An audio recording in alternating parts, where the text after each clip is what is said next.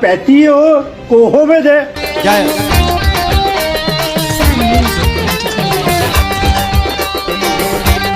මල්ලි තව්වනේ. අනුවන කමට තනියම නං බොන්න එපා.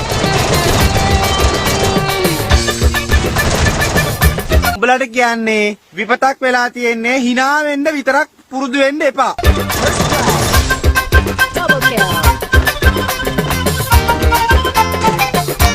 මං ට්‍රාන්ස්ෆෝමර් දෙවතුරක් ගිනි තියෙනවා. අද නෑ.